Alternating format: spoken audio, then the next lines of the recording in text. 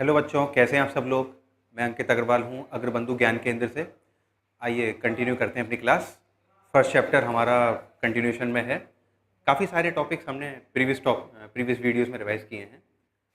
Features of management से लेकर के नेचर ऑफ मैनेजमेंट तक।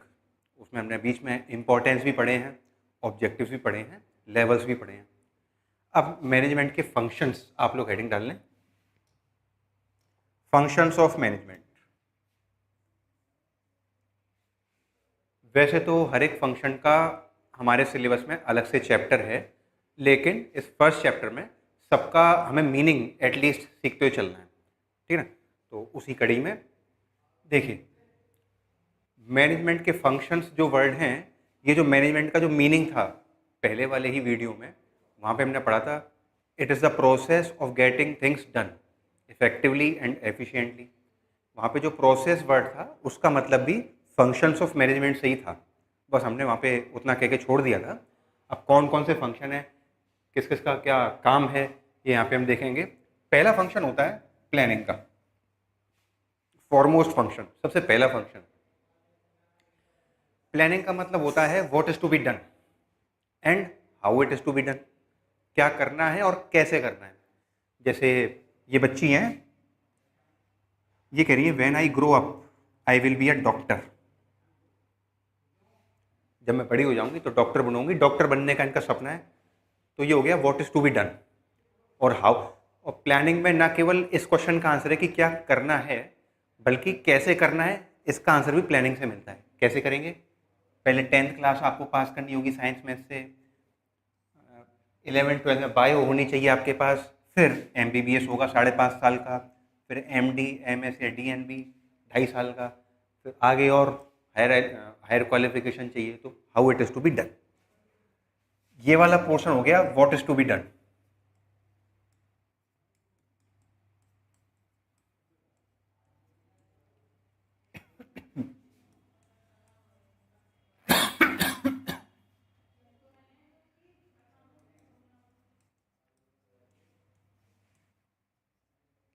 और कैसे करना है।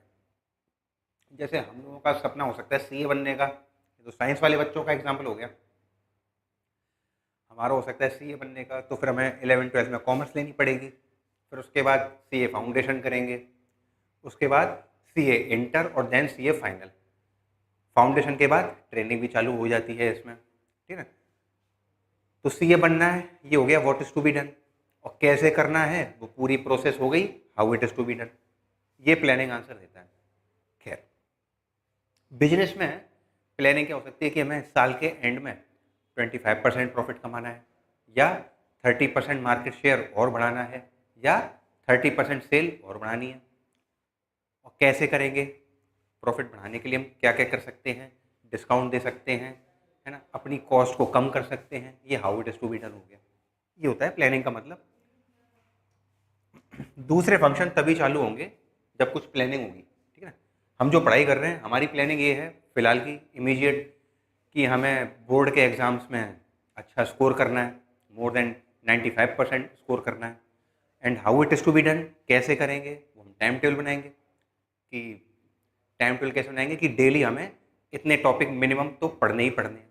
ये हमारा how it is to be done हो गया, ठीक है ना। देखिए क्या लिखेंगे। पहला फंक्शन है planning. It is deciding in advance what is to be done and how is to be done. क्या करना है और कैसे करना है, दोनों का आंसर हमें प्लानिंग में मिलेगा। Although planning can not prevent problems but it can predict them and prepare contingency plans to deal with them. एक बार दोबारा रीड कर देता हूँ इसको। Although planning can not prevent problems but it can predict them and prepare contingency plans to deal with them. Planning से ऐसा नहीं है कि प्रॉब्लम खत्म हो ही जाएगी, लेकिन प्लानिंग के दौरान हमें जो नए नए चैलेंजेस फेस करने को हमें पता चल सकता है कि ये वाले चैलेंजेस हमें फेस करने पड़ सकते हैं, तो हम उनके लिए डेरिवेटिव प्लान या कंटिजेंसी प्लान बना के रख सकते हैं। Planning does not eliminate risk but it reduces risk to some या टू ग्रेट एक्सटेंट। काफ़ी हद तक ये रिस्क को कम कर सकता है। अगर अच्छी प्लानिंग रही तो ये पहला फंक्शन है प्लानिंग। मैनेजमेंट का दूसरा फंक्शन देखते हैं।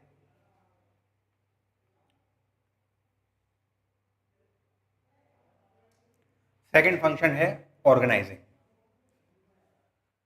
प्लानिंग हमने कर ली कि हमें इस साल 25% प्रॉफिट ज़्यादा कमाना है या कमाना है, तो उस प्लानिंग को करने के लिए अब हम क्या करेंगे, रिसोर्सेज इकट्ठा करेंगे, अपने स्टाफ को इंस्ट्रक्शंस देंगे कि किसको क्या क्या जिम्मेदारी दी गई है, ठीक है ना। ये सीनियर हैं, ये जूनियर्स हैं, इनके पास रेस्पॉन्सिबिलिटी है और सीनियर के पास अथॉरिटी होती है।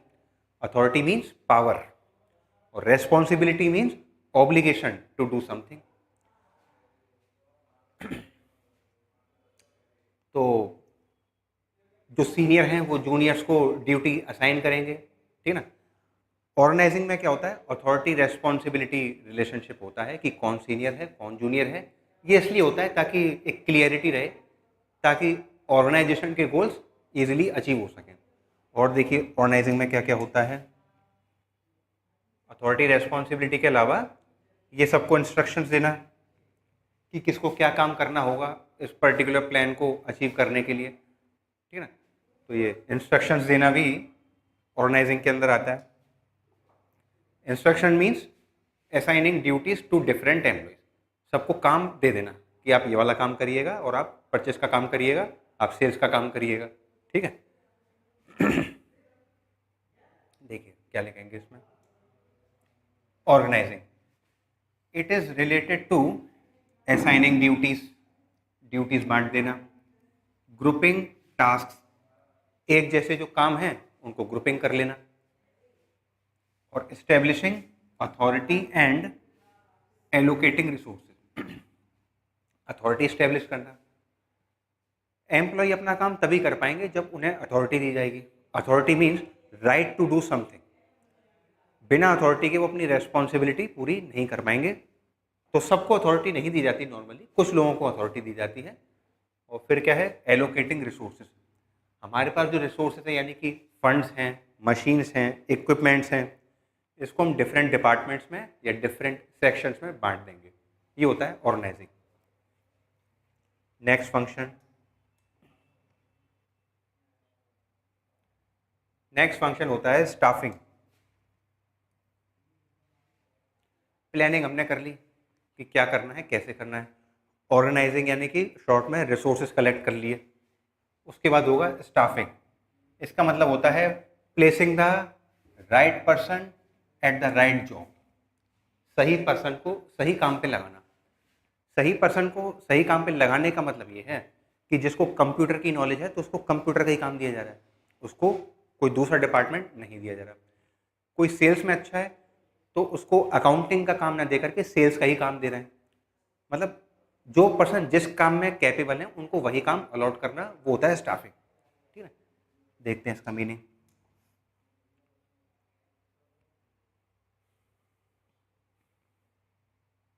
Staffing it is placing the right person to the right job to accomplish the goals of the organisation.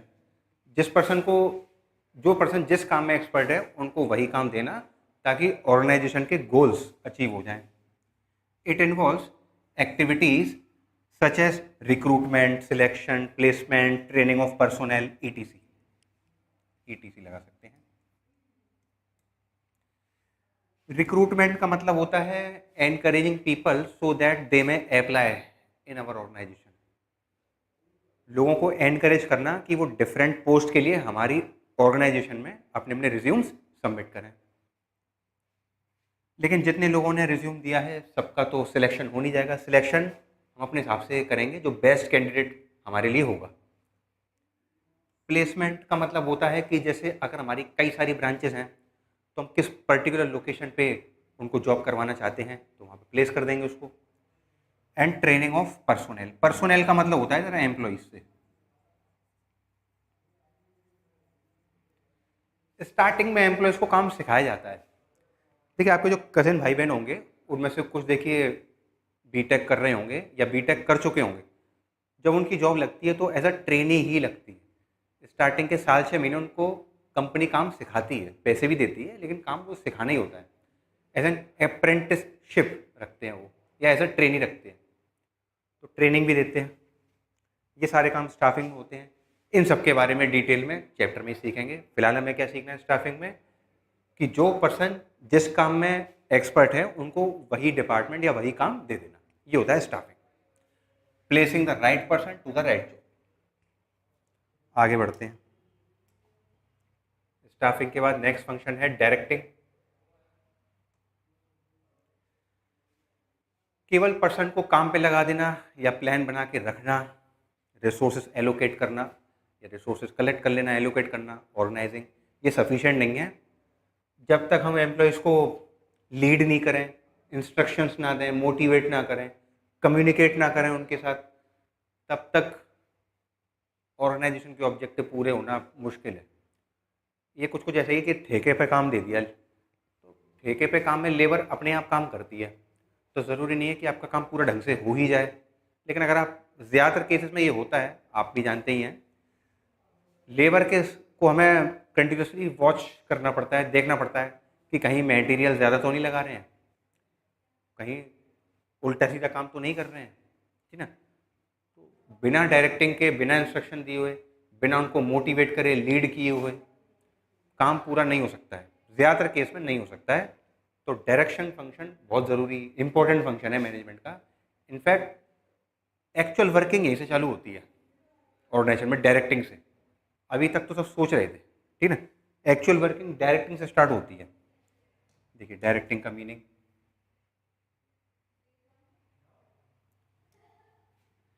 It refers to the process of motivating, supervising, leading, communicating employees to achieve its predetermined goals. Employees को motivate करना, motivate यानी कि उनको encourage करना बेहतर काम करने के लिए, ठीक है ना। सुपरवाइजिंग, उनके काम को लगातार देखना कि काम ठीक से हो रहा है कि नहीं हो रहा है। लीडिंग, उनको बताना कैसे काम करना है, तो वो मैं करके दिखाता हूँ फिर आप करना, ठीक है ना, बॉस को लीड करना चाहिए। कम्युनिकेटिंग, ज़रूरी इंस्ट्रक्शन, ज़रूरी मैसेजेस पास करना। और भी काम होते हैं डायरेक्टिंग में, फिलहाल हमने यही रखे।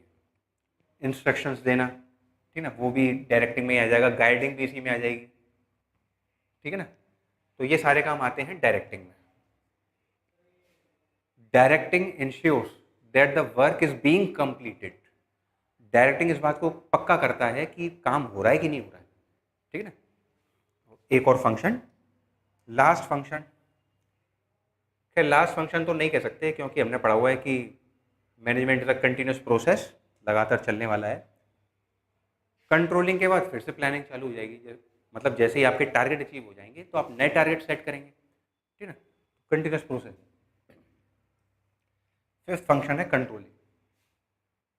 कंट्रोलिंग में क्या होता है, कंट्रोलिंग में होता है कि आप एम्प्लॉयज़ के टाइम डिसाइड कर देते हैं कि आपको इतने टाइम में काम करना है। जैसे सपोज हमने एम्प्लॉय को काम दे दिया कि आपको, मतलब काम नहीं दिया और टाइपिंग का काम एम्प्लॉय कर रहे हैं, तो सपोज 1 घंटे में 2 ही पेज टाइप हो रहे हैं, और 1 घंटे बाद हम जाएंगे तो क्या कहेंगे, एम्प्लॉय क्या कहेंगे, मैं खाली तो बैठा नहीं हूँ, काम तो कर ही रहा हूँ लगातार, ठीक है ना।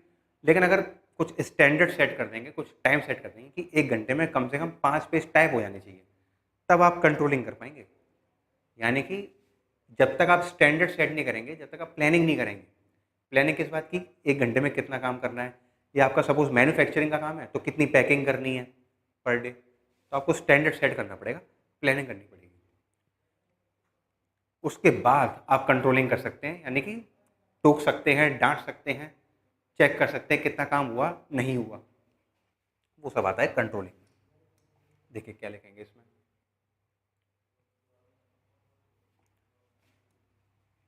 It involves establishing standards, standard set कर देना ऑफ परफॉर्मेंस। जो सपोज एक दिन में 100 पैकेट्स बनाने हैं, या एक दिन में कम से कम 50 पेज टाइप करने हैं, इस तरीके से अलग अलग स्टैंडर्ड बना सकते हैं। ये पर डे का है, हम पर आर के भी बना सकते हैं, पर मंथ के भी बना सकते हैं, ठीक है ना। स्टैंडर्ड बनाने के बाद मेजरिंग करेंट परफॉर्मेंस, फिर एक्चुअल में जो काम हुआ है उसको टोटल लगाएंगे, गिनेंगे कि जैसे 100 पैकेट दिए थे बनाने के लिए, कितने पैकेट बनाए। कंपेयरिंग, जैसे सपोज बनाए 2 एम्प्लॉई हैं ए और बी, दोनों को ही 100 पैकेट्स बनाने थे, ए ने बनाए 70, बी ने बनाए 95, ठीक है। तो कंपेयर करेंगे विद स्टैंडर्ड परफॉर्मेंस। कंपेयर क्या करेंगे, actual performance with standard performance. फिर है टेकिंग करेक्टिव एक्शंस, सुधार करेंगे। जैसे यहाँ पे तो उन्होंने केवल 5 ही कम बनाए हैं, तो इनको इग्नोर किया जा सकता है, मैं मान के चल रहा हूँ इग्नोर किया जा सकता है कि 70 वाले को नहीं छोड़ेंगे, उससे तो या तो ओवर टाइम करवाएंगे या कुछ करेक्टिव एक्शन लेंगे। करेक्टिव एक्शन का मतलब कहेंगे उससे कि नेक्स्ट डे 130 होने चाहिए, या ऐसे नहीं ऐसे काम करो ताकि तेज़ी से काम हो, टारगेट्स पूरे हों, ठीक है ना। तो ये होता है corrective action wherever any deviation is found. अगर कोई सिग्निफिकेंट डेविएशन होता है तो करेक्टिव एक्शन लेंगे। जैसे सपोज टीचर ने हमको 50 क्वेश्चन करने को दिए हैं एक ही दिन में, अब कोई बच्चा करके ला रहा है 10, कोई करके ले आया 48, तो 48 वाला तो ठीक है, 2 ही तो क्वेश्चन नहीं करे हैं, तो वो जो डेविएशन है 2 क्वेश्चन का वो तो इग्नोर किया जा सकता है, लेकिन जो खाली 10 क्वेश्चन करके लेकर के आया उसको इग्नोर नहीं कर सकते, वहाँ पे करेक्टिव एक्शन लिया जाएगा। अब करेक्टिव एक्शन क्या लिया जाएगा आप जानते ही हो, ठीक है ना। तो ये तमाम फंक्शंस हैं मैनेजमेंट के। देखिए एक बार जल्दी से रिवाइज कर लेते हैं। पहला फंक्शन है प्लानिंग, फ्यूचर में जो हमें अचीव करना है उसको पहले से ही सोच के चलेंगे, कैसे अचीव करना है वो भी सोच के चलेंगे प्लानिंग में। Planning means it is deciding in advance what is to be done and how is to be done. Second है ऑर्गेनाइजिंग, ठीक है। To achieve the organisational goals we should collect resources, ठीक है, assign duties to the employees, ठीक है, and allocate resources among different departments. Organising, सारे resources collect करेंगे। Staffing में केवल एक लाइन है, placing the right person to the right job, सही पर्सन को सही काम पे या सही डिपार्टमेंट में एम्प्लॉय करना।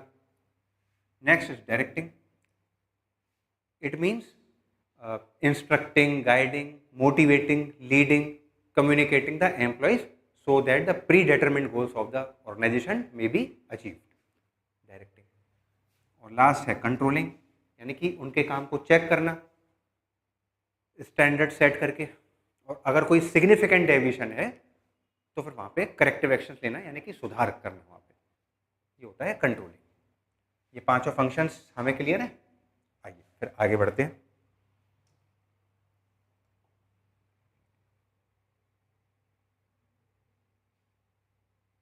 क्वेश्चन ले लेते हैं।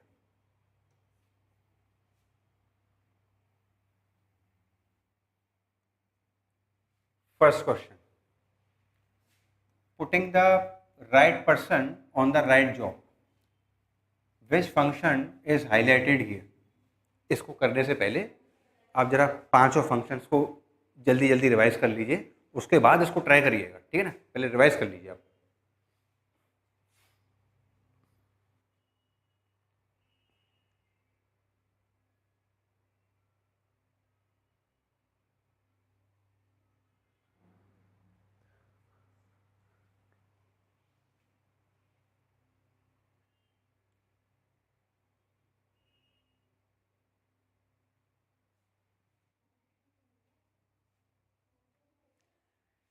तो फिर क्या आंसर हमने इसका निकाला है।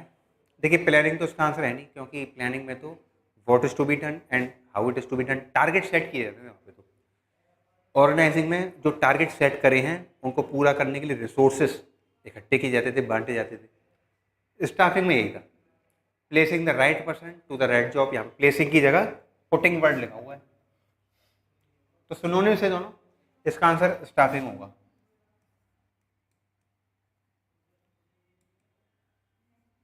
डायरेक्टिंग नहीं है, डायरेक्टिंग में लीडरशिप था, मोटिवेशन था, कम्युनिकेशन था, सुपरविजन था, ये नहीं था। और कंट्रोलिंग में तो जिन्होंने काम किया है उसको कंपेयर करते हैं स्टैंडर्ड परफॉर्मेंस से।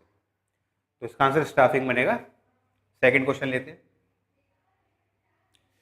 इन which functions of management are standards compared with actual deviations find out and corrective steps taken. किस फंक्शन में स्टैंडर्ड सेट किए जाते हैं, मतलब स्टैंडर्ड को कंपेयर किया जाता है एक्चुअल परफॉर्मेंस से। परफॉर्मेंस वर्ड नहीं है लेकिन एक्चुअल का मतलब परफॉर्मेंस वर्ड ही है यहाँ पे। डेविएशंस यानी कि डिफरेंसेस अगर हैं तो उनका पता लगाया जाता है और करेक्टिव एक्शंस लिए जाते हैं, करेक्टिव स्टेप्स लिए जाते हैं। ये कौन सा फंक्शन होगा? ये होगा यस कंट्रोलिंग।